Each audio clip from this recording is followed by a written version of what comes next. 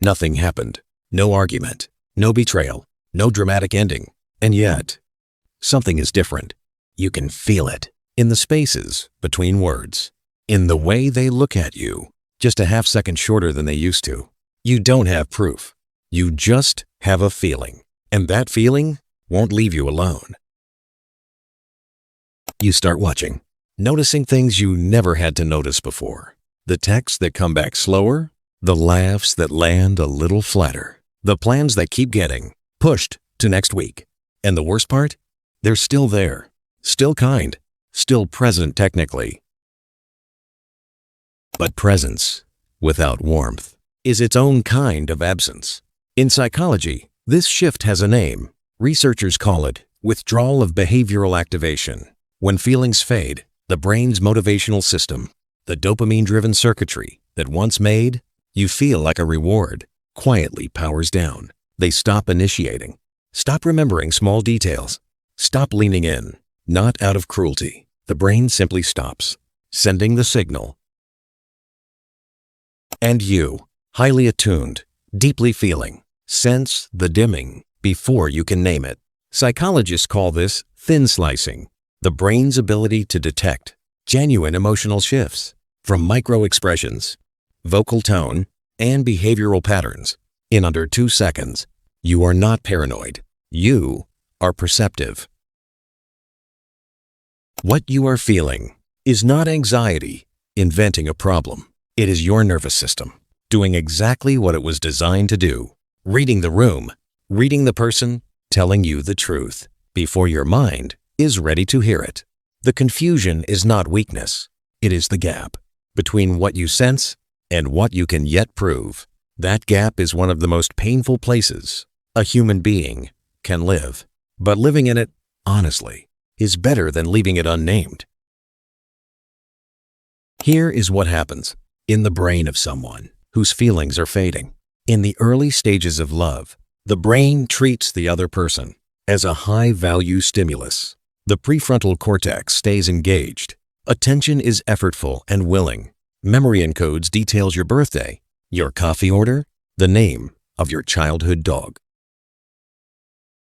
But as attachment cools, the anterior cingulate cortex, which governs emotional salience, begins to deprioritize the connection. The details stop being stored. The attention stops being given. The effort stops feeling worth it. This is not a conscious decision. It is a neurological downgrade. And the cruelest part? The person losing feelings often doesn't fully know it yet either. They are confused too, going through motions. They no longer feel, but haven't yet admitted they've stopped feeling. So what do? When you sense this, but aren't certain? Trust the pattern, not the moment.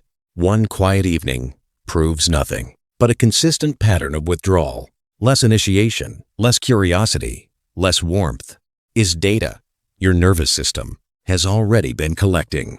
Trust the pattern. Name what you need, once, clearly, not as an accusation, not as a test, but as honest communication. I've noticed some distance between us lately. I'd like to understand what's happening. Psychology calls this direct attachment behavior, reaching toward the source of anxiety rather than away from it. It reduces cortisol. It creates clarity, whatever the answer. It is better than silence. Observe the response, not just the words. What they say matters less than how they respond. Do they soften? Do they engage? Or do they deflect, minimize, perform reassurance? Without actually reassuring you, the body always tells what the mouth won't. Protect your nervous system regardless of the outcome, whether this ends in repair or release. Your regulation comes first. Sleep, movement, people who choose you without hesitation. In attachment theory, this is called earned security, the slow rebuilding of a stable base from the inside out. The simple mental model: a relationship is two flames choosing to stay lit. In the same room, when one begins to dim, you don't force the flame. You first make sure yours is still burning. Then you ask, honestly, whether the other flame wants to burn beside you.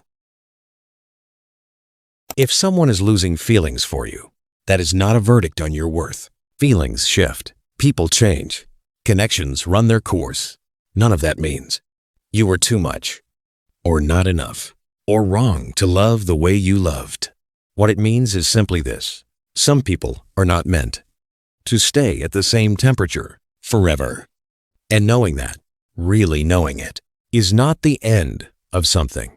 It is the beginning of choosing more carefully who you let in next. Want to understand relationships for real? Hit subscribe or stay confused.